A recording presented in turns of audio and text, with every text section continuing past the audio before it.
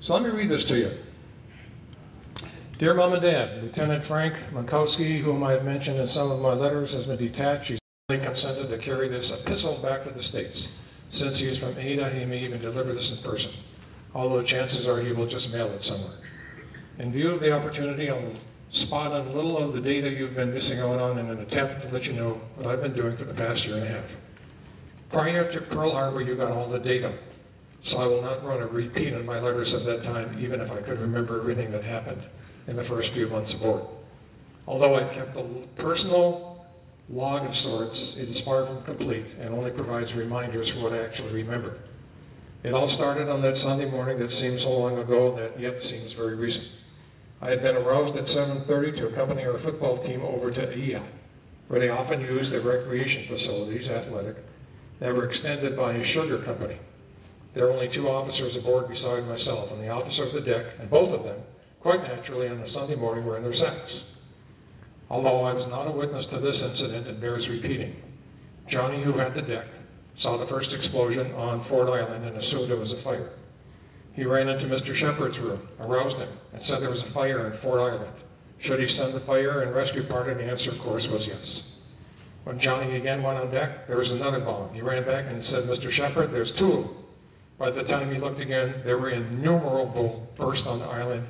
He realized we were engaged. For me, things happened quite differently. I was shaving when GQ went on the destroyer moored to starboard in the Nest. Only GQ being general quarters. Only a moment passed before she opened up with her forward machine guns practically over my head. Since the Navy lives on drills, I thought this to be another, and the possibility of it being the real McCoy hardly entered my head. At that moment, the destroyer outboard of us sounded GQ, and all of her automatic weapons opened fire. GQ sounded on the case. The case was a ship. Still thinking this to be a super drill, I ran for my battle station in one of the fire rooms. As I reached the waist of the ship, a plane roared in and out of the blue, and my jaw dropped some 6 inches when I saw the great red ball on its side. This was a dive bomber that had already dropped his egg.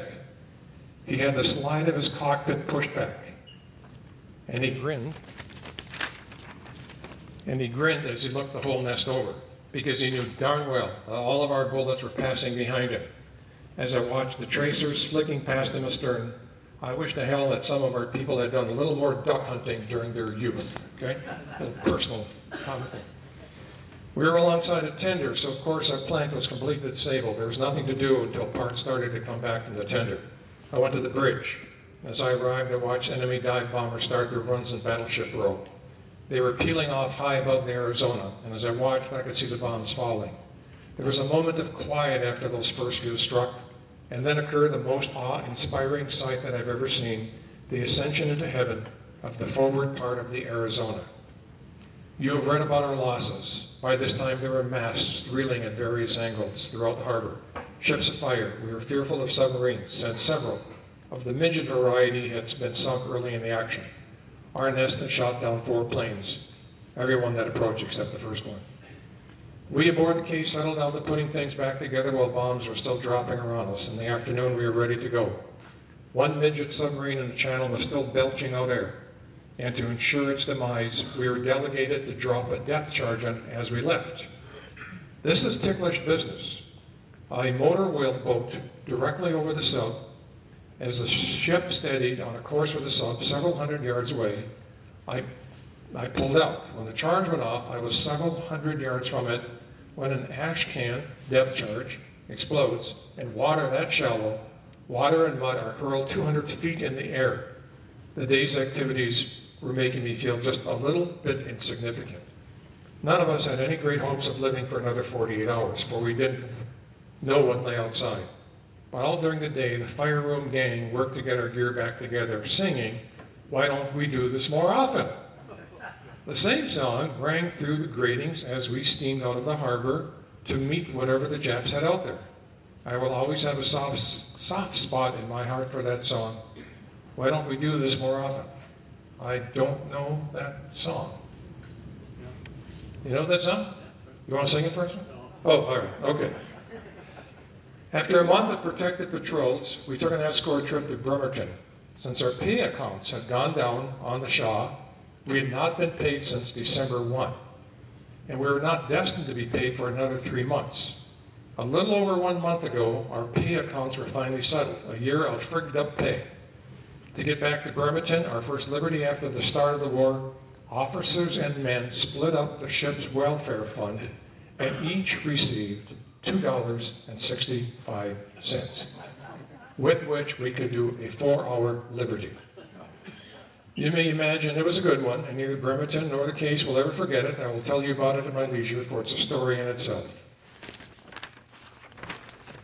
At the end of May, and Midway began to shape up, we transported part of a Marine unit to Midway, staying there all in one day before shoving off at high speed for the north. Now, for some who may not know, and I know I've read about it, you probably have, but there were Japanese ships and submarines off the coast of Alaska. This is a very specific, more specific than I ever recall reading about this occasion. We transported part of a Marine unit to Midway, I said that, didn't I? Okay. Staying there all in one day before shoving off at high speed for the north. Kodiak briefly, and then to a little bay just west of Dutch Harbor, where we lay with 9 destroyers to deliver torpedoes to anyone who would wish to land.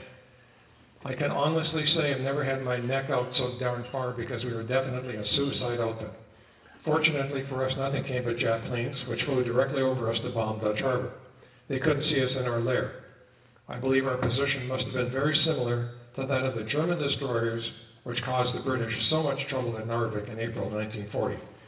At any rate, the damage was nowhere nearly as wild-eyed as the Time and Life magazines would make it appear. Wars just aren't fought without damage. For the rest of June and all of July, we cruised with the task force up there to protect our northern coast and bases from any eastward thrust enemy might make.